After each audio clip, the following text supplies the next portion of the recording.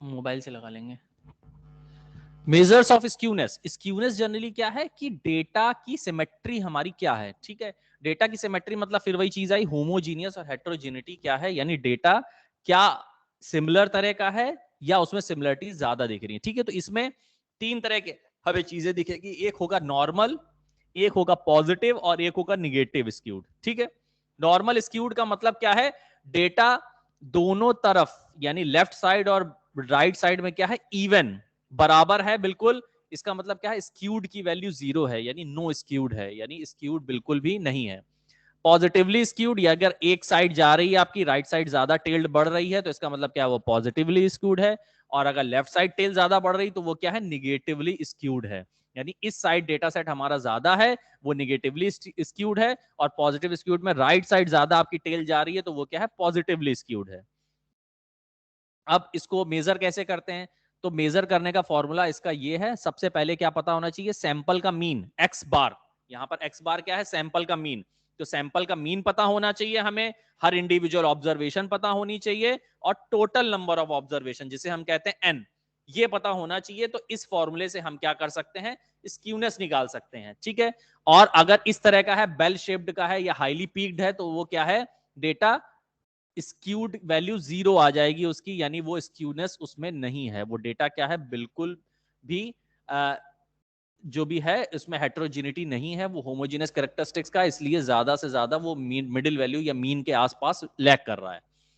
इसको इस तरह से समझिए, इफ अगर जो S3 है या स्क्यूनेस की वैल्यू है वो क्या आ रही है, लेस देन 0 आ रही है, तो इसका मतलब क्या है, डिस्ट्रीब्यूशन निगेटिव स्क्यूड है, यानी लेफ्ट साइड टेल्ड हमारी ज्यादा बढ़ेगी, क्योंकि जो वैल्यू आ रही है वो क्या आ रही है, लेस देन 0, यानी 0 से कम आ रही है। दूसरा आया, अगर ग्रेटर देन 0 आ रही है, इसका मतलब पॉजिटिवली स्क्यूड है, ज्यादा से ज्यादा वो क्या कर रही है, राइट साइड जो भी डेटा सेट है हमारे स्कैटर्ड हो रहे हैं, तो वो हमारी क्या है, पॉजिटिवली स्क्यूड।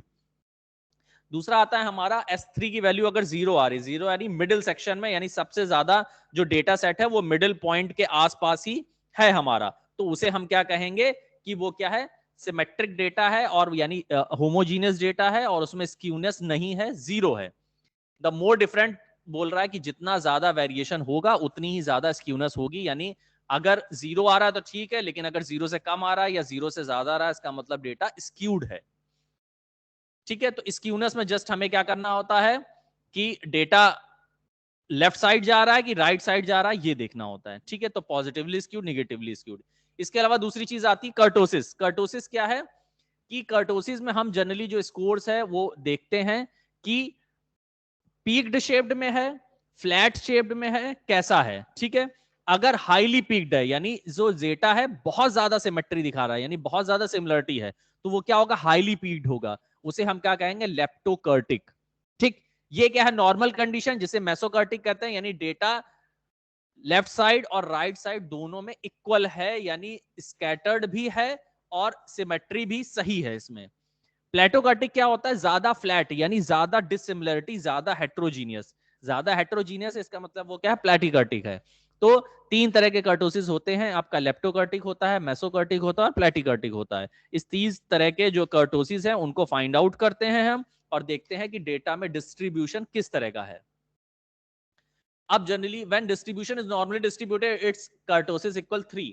अगर डिस्ट्रीब्यूशन क्या है, नॉर्मली डिस्ट्रीब्यूशन, नॉर्मली डिस्ट्रीब्यूशन यानी bell shaped curve, bell shaped curve बन जाए, यानी क्या है, बिल्कुल एग्जैक्ट है, उस पर इन्फ्रेंशियल स्टैटिस्टिक्स लगाई जा सकती है, उस तरह के डेटा का अगर डिस्ट्रीब्यूशन हम करेंगे तो उसे हम क्या कहेंगे, वो मेसोकर्टिक है, परफेक्ट है बिल्कुल डेटा आगे इन्फ्रेंशियल स्टैटिस्टिक्स लगाने के लिए। अगर डेटा क्या है, लेस स्प्रेड है, कम स्प्रेड हो रहा है और एक ही जगह पे ज्यादा पीक्ड ले रहा है, उसे हम क्या कहेंगे, लेप्टोकर्टिक, यानी हाईली पीक्ड है। हाईली पीक्ड जो हमारा ये वाला डेटा था, ये क्या था, हाईली पीक्ड था, यानी एक ही जगह पर ज्यादा पॉइंट दिख रहा है, तो वो क्या है, हमारा लेप्टोकर्टिक है।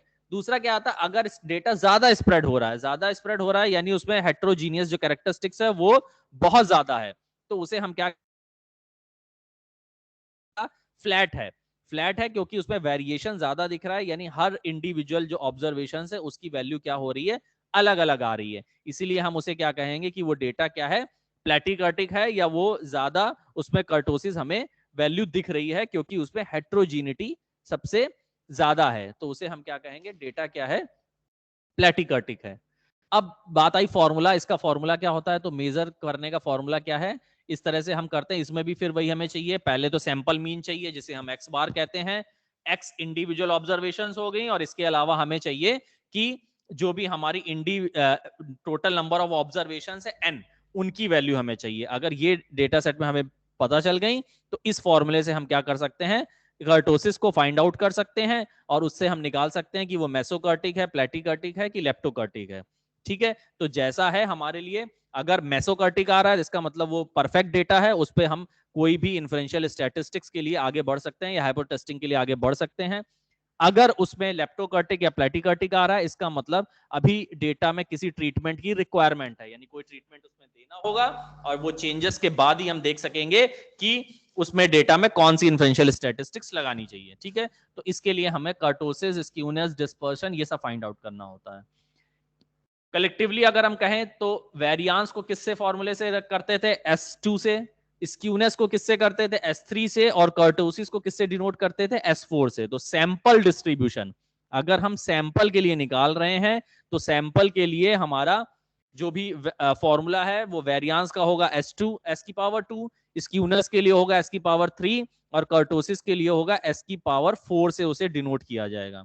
तो ये जो भी हमारा डिस्कशन था वो बेसिकली क्या था, डिस्पर्सन से रिलेटेड था। और ये जितना भी अभी हम लोगों ने यहाँ पे डिस्कशन करा, चाहे वो सेंट्रल टेंडेंसी है जिसमें हम लोगों ने mean, median, mode, harmonic mean, geometric mean, ये सारी चीजें पढ़ी, ये सब क्या है, डिस्क्रिप्टिव स्टैटिस्टिक्स, जो केवल डेटा सेट के कैरेक्टरिस्टिक्स या फीचर्स को बताती है कि डेटा किस पैटर्न का है, डेटा में होमोजीनियस है, हेट्रोजीनियस है, वो नॉर्मली डिस्ट्रीब्यूटेड है कि नहीं है, केवल ये सारी चीजें बताता है। इसके अलावा इस पे कोई आप जो भी इन्फ्रेंसेस हैं वो फाइंड आउट नहीं कर सकते हैं।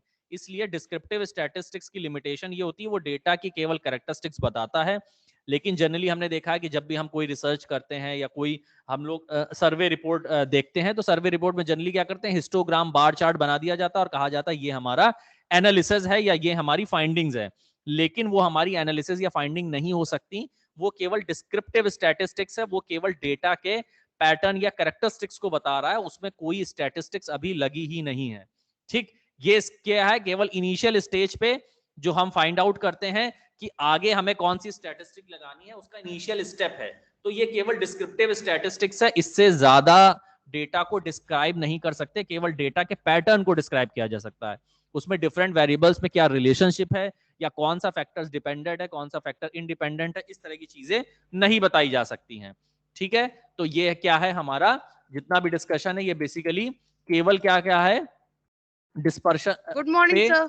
Good morning. डिस्पर्शन पे जो हमारा डेटा चल रहा है वो क्या है, केवल हमें बताता है कि डेटा हमारा कितना स्कैटर्ड है, होमोजीनियस है कि हेट्रोजीनियस है। ठीक, तो ये सारी चीजें पढ़ी। अब इसके अलावा हमारे पास और बचता है इसमें हमें ये समझना होगा, पॉपुलेशन सैंपल हमने बता दिया था आपको।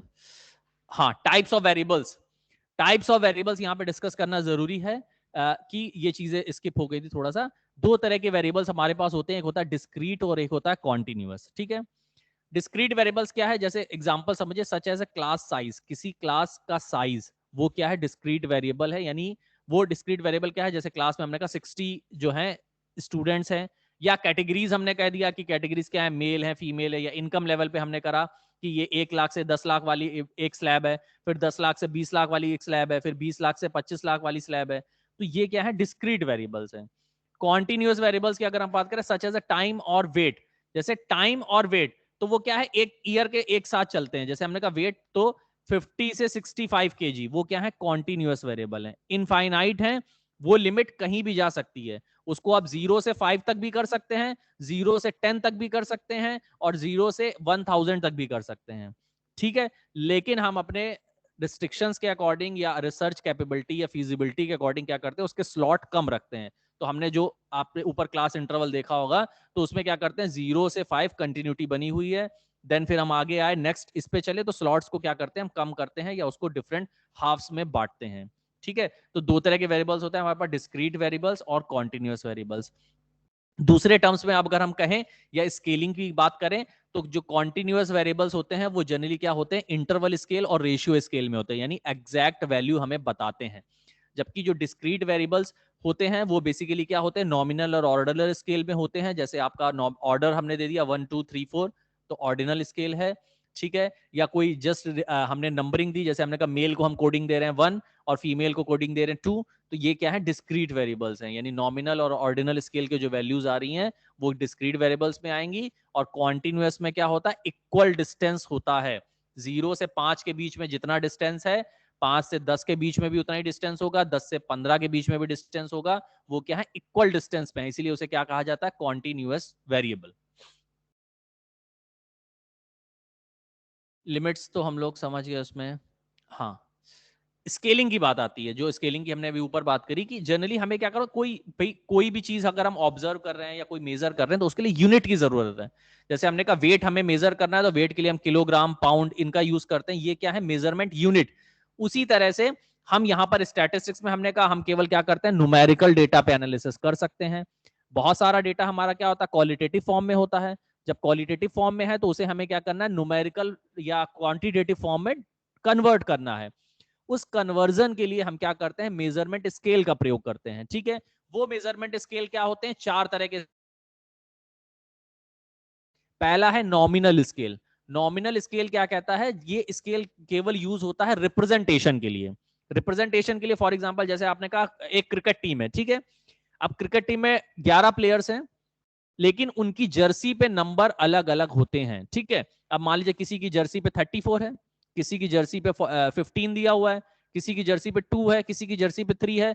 तो इसका मतलब ये नहीं है कि ये पहले नंबर का खिलाड़ी है या फर्स्ट डाउन पे ये आएगा, सेकंड नंबर का खिलाड़ी है तो सेकंड प्लेयर ये हो गया, 3 नंबर का खिलाड़ी तो 3। तो कोई ऑर्डर या सीक्वेंस नहीं है, ये जस्ट क्या है, उसका आइडेंटिफिकेशन है या रिप्रेजेंटेशन है जो हमने आइडेंटिफाई करने के लिए केवल उसको दिया है। तो नॉमिनल स्केल केवल रिप्रेजेंटेशन होता है। वो रिप्रेजेंटेशन इसलिए किया जाता है क्योंकि हम आइडेंटिफाई कर सके कि ये इस पर्टिकुलर सबसेट या सैंपल का हिस्सा है। इसके अलावा उसका कोई मीनिंग नहीं होता है या लॉजिक नहीं होता है नॉमिनल स्केल में, जो भी हम नंबर्स असाइन करते हैं। फॉर एग्जाम्पल जैसे हमने कहा मेल 1 है और फीमेल 2 है, तो इसका मतलब ये नहीं है कि मेल को प्रेफरेंस हम पहले दे रहे हैं तो मेल की कोडिंग हमने 1 कर रखी है और फीमेल को प्रेफरेंस हमने कम दी इसलिए फीमेल की कोडिंग 2 रखी है। ये जस्ट क्या है, एक रिप्रेजेंटेशन, हमें नंबर देना था क्योंकि हमें क्वांटिटेटिव डेटा को हम कोडिंग में कन्वर्ट करना था, इसलिए हमने कहा मेल 1 है और फीमेल 2 है। हम करना चाहें तो हम कर सकते हैं, मेल को हमने 0 से रिप्रेजेंट करा और फीमेल को 1 से, तो भी हमारा एनालिसिस हो जाएगा, क्योंकि केवल हमें नंबर असाइन करना है, इसके अलावा कुछ नहीं करना, ठीक है। लेकिन जब हम ऑर्डिनल स्केल में आते हैं, ऑर्डिनल स्केल डिस्क्रीट वेरिएबल का नेक्स्ट जो पार्ट है, उसमें अगर हम बात करते हैं तो ऑर्डिनल स्केल कहता है एक परफेक्ट ऑर्डर, वो इंक्रीजिंग ऑर्डर हो या डिक्रीजिंग ऑर्डर हो, यानी 1 2 3 4 5, यानी पहला जो रैंक है इसका मतलब वो सबसे ज्यादा स्कोर करा था उसने या सबसे हाईएस्ट उस पे थी, क्वालिटीज उसकी सबसे अच्छी है। सेकंड पे आए, उसकी क्वालिटीज या उसका स्कोर पहले वाले से कम है। थर्ड पर आए, उसकी क्वालिटीज या उसका स्कोर सेकंड वाले से और कम है। तो ये क्या है, एक परफेक्ट ऑर्डर बता रहे, एक सीक्वेंस है, वो सीक्वेंस या तो घटते हुए क्रम में होगा या बढ़ते हुए क्रम में होगा, तो ऑर्डिनल स्केल है, ठीक है। फॉर एग्जाम्पल आपका कोई कॉन्टेस्ट हो रहा है, उस कॉन्टेस्ट में फर्स्ट, पहला हो गया विनर हो गया, फिर फर्स्ट रनर अप हो गया, सेकंड रनर अप हो गया, तो एक परफेक्ट ऑर्डर आ रहा है। इसका मतलब विनर जिसने सबसे अच्छा परफॉर्म करा वो फर्स्ट पोजीशन पे है, जिसने थोड़ा परफॉर्म करा वो फर्स्ट रनर अप है, जिसने कम परफॉर्म करा सेकंड रनर अप है। तो इस तरह से क्या है, ये क्या है, आपके ऑर्डिनल स्केल है जिसमें परफेक्ट ऑर्डर होता है।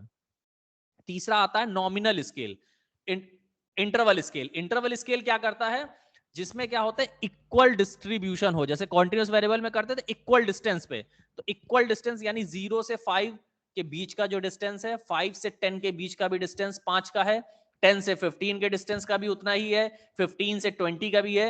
यानी इंटरवल स्केल पे एक परफेक्ट स्लैब, वो स्लैब क्या है या वो साइज क्या है, बराबर है, ठीक है। अब वो परफेक्ट साइज जैसे हमने कहा डिफरेंट इंटरवल्स या क्लास इंटरवल्स में हम देते हैं, तो वो उस इंटरवल में स्लॉट में किसी भी तरह की अनइवन चीज नहीं दिखेगी आपको, सेम स्लॉट रहेगा। यानी 0 से 5 के बाद 5 से 10 आ रहा है, ऐसा नहीं कि 0 से 5 के बाद नीचे आ गया 7 से 9, फिर आ गया 11 से 13, फिर आ गया 15 से 17, ऐसा नहीं होता। वो एक पर्टिकुलर क्रम में चलते हैं और सबके बीच का जो डिस्टेंस होता है वो बराबर होता है, उसे हम कहते हैं इंटरवल स्केल कहते हैं। लेकिन इसमें जो भी है स्टार्टिंग में आगे बढ़ते हैं हम रेशियो स्केल में। रेशियो स्केल कहता है कि इसमें जीरो की वैल्यू को कंसीडर किया जाता है। रेशियो स्केल जनरली, जैसे हमने कहा, प्रॉफिट स्टेटमेंट में अगर हम देख रहे हैं और किसी कंपनी का प्रॉफिट आया जीरो, जीरो का मतलब क्या है, वो वैल्यू कंसीडर कर रही है, वो मेजरमेंट में काउंट हो रही है, यानी उस कंपनी ने कुछ भी गेन नहीं किया है, उसका प्रॉफिट निल है। यानी यहां रेशियो स्केल में जितना भी फाइनेंशियल डेटा है या फाइनेंशियल वैल्यूज हैं, वो बेसिकली रेशियो स्केल में आती है। एब्सोल्यूट जीरो की वैल्यू जो है वो मायने रखती है, उसको कंसिडर किया जाता है। जबकि इंटरवल स्केल में क्या होता था, जीरो से डिस्टेंस देखी जाती थी, यानी जीरो एक मिडिल सेक्शन है जिसके या तो निगेटिव साइड जाएंगे या पॉजिटिव साइड जाएंगे। लेकिन रेशियो स्केल क्या करता था, जीरो का मतलब जीरो, कोई वैल्यू नहीं है, यानी उस वेरिएबल की वैल्यू निल है। और इससे जनरली जो फाइनेंशियल डेटा होता है वो हमारा रेशियो स्केल में होता है, यानी जो नंबर सिस्टम्स है हमारे, वो क्या है, रेशियो स्केल का पार्ट है, उसे हम रेशियो स्केल कहते हैं। तो मेजरमेंट स्केल की हमें जरूरत पड़ती है। 4 तरह के स्केल होते हैं, nominal, ordinal, interval, ratio. Nominal ordinal को डिस्क्रीट वेरिएबल्स के अंदर कंसीडर किया जाता है, और कॉन्टिन्यूअस वेरिएबल में इंटरवल और रेशियो स्केल आते हैं। ठीक है, तो ये हमारे क्या है, आपके स्केलिंग्स। तो और स्केलिंग्स की हमें इसलिए जरूरत पड़ती है क्योंकि हम जो भी स्टैटिस्टिक्स लगाते हैं तो कोई मेजरमेंट यूनिट हमें चाहिए, कैसे हम यूनिट को मेजर कर रहे हैं। ठीक है, अब जो अगर न्यूमेरिकल डेटा ऑलरेडी है, जैसे डिमांड है यूनिट्स में दी हुई है, तो कोई दिक्कत नहीं, उसमें पहले से ही स्केलिंग है। लेकिन अगर कोई क्वालिटेटिव डेटा है और उसको हम कोडिंग में कन्वर्ट कर रहे हैं, तो उसके लिए हमें स्केलिंग की जरूरत पड़ेगी। इसलिए आप जैसे सबसे ज्यादा ट्रेंड में होता है 5 पॉइंट लिकर्ट स्केल। तो लिकर्ट स्केल में क्या करते हैं हम, जनरली स्ट्रांगली डिसएग्री से स्ट्रांगली एग्री के बीच में एक रेटिंग स्केल बनाते हैं। वो स्केल शायद आपका 5 से वो स्टार्ट हो सकता है, तो 5 4 3 2 1, या उधर से स्टार्ट कर सकते हैं तो 1 2 3 4 5 ऐसे भी कर सकते हैं, या माइनस से भी स्टार्ट कर सकते हैं कि -2 से लेके +2 तक कोई भी ऑप्शन हो सकता है। वो सारे क्या हैं, आपके रेटिंग स्केल है या स्केलिंग है, जहां पे आप मेजर करते हैं कि वैल्यूज इतनी होनी चाहिए। ठीक है, जीरो से अगर नेगेटिव साइड जा रही है तो हमने कहा जो भी रिस्पॉन्स आ रहा है वो निगेटिव आ रहा है, जो रिस्पॉन्स अगर पॉजिटिव की तरफ जा रहा है तो प्लस के साइज हम कर सकते हैं। तो रेटिंग कुछ भी कर सकते हैं, जरूरी नहीं हम 1 2 3 4 5 ही लिखें, हम उसको -2 से +2 के बीच भी कर सकते हैं। लेकिन डिस्टेंस बराबर होगा, -2 से -1 के बीच का जो डिस्टेंस है या जो मीनिंग है वो वही होगा जो आपका +1 से +2 के बीच का है। तो interval scale, ratio scale, nominal scale और ऑर्डिनल स्केल, 4 तरह के स्केल होते हैं जो मेजरमेंट यूनिट के काम आते हैं। ठीक है, कोरिलेशन तो अभी हम लोग आगे पढ़ेंगे, इसकी जरूरत नहीं है। एक्सपेरिमेंट, हाँ, एक्सपेरिमेंट इसलिए है जनरली क्योंकि हमने बीच बीच में बात करते हैं हम ट्रीटमेंट की, कि कोई वेरिएबल्स अगर नहीं आ रहा है या सिमेट्रिक नहीं दिख रहा है हमें, या उसमें होमोजीनियस ही नहीं आ रही, तो हम क्या करते हैं, ट्रीटमेंट करते हैं। उस ट्रीटमेंट को हम जनरली क्या कहते हैं, एक्सपेरिमेंट। एक्सपेरिमेंट इसलिए क्योंकि हमें क्या करना होता है, जनरली नॉर्मल अगर कोई कंडीशन है तो उसमें हमें क्या होता है, चीजें ज्यादा इजिली समझ में नहीं आती हैं, तो हम क्या करते हैं, उसमें चेंजेस की रिक्वायरमेंट करते हैं और देखना चाहते हैं कि उस चेंज का इंपैक्ट क्या पड़ता है हमारे वेरिएबल्स पे। जैसे फॉर एग्जांपल हमने कहा डिमांड और प्राइस में हमने कहा निगेटिव रिलेशनशिप होता है।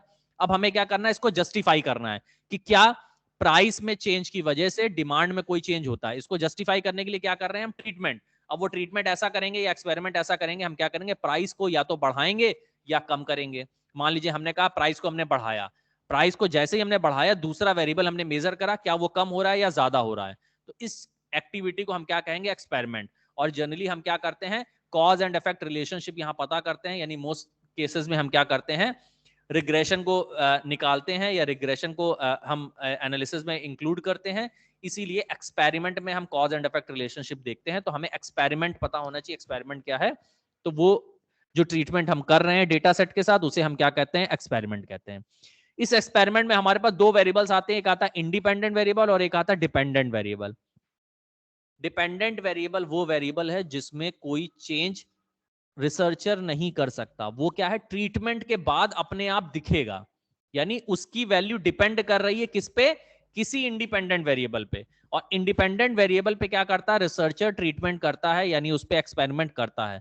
तो एक्सपेरिमेंट क्या हो रहा है, ट्रीटमेंट या जो चेंजेस हो रहे हैं वो इंडिपेंडेंट वेरिएबल पे हो रहे हैं। डिपेंडेंट वेरिएबल अपने आप चेंज हो रहा है, किसकी वजह से, इंडिपेंडेंट वेरिएबल की वजह से। जैसे हमने कहा ये डिमांड की अगर हम बात करें, तो डिमांड में चेंजेस हो रहे हैं, या तो हम प्राइस में चेंजेस कर रहे हैं या कंज्यूमर की इनकम में चेंजेस हो रहा है, या एडवर्टीजमेंट प्रमोशंस में हम चेंजेस कर रहे हैं, तो वो सारे क्या है, इंडिपेंडेंट वेरिएबल। और डिमांड क्या है, आपकी डिपेंडेंट वेरिएबल, जिसकी वजह से इस डिपेंडेंट वेरिएबल में चेंजेस हो रहे हैं। तो हम यहाँ पर डिपेंडेंट वेरिएबल और इंडिपेंडेंट वेरिएबल को भी आगे पढ़ेंगे, जो रिग्रेशन में आएगा हमारा। ठीक है, सैंपल और पॉपुलेशन तो हमने डिस्कस कर लिया था पहले।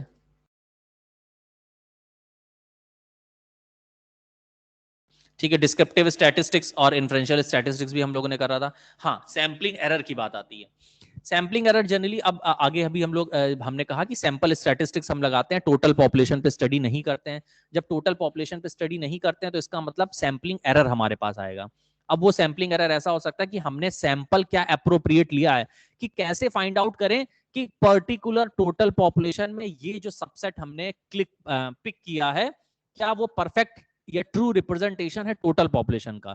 तो यहां पर सैंपलिंग एरर आता है सैंपल को सेलेक्ट करने में, वो सैंपल को सेलेक्ट करने में, सैंपल का साइज एस्टिमेट करने में, ठीक है, सैंपल से रिस्पांस कलेक्ट करने में, यहां पर सैंपलिंग एरर हो सकता है।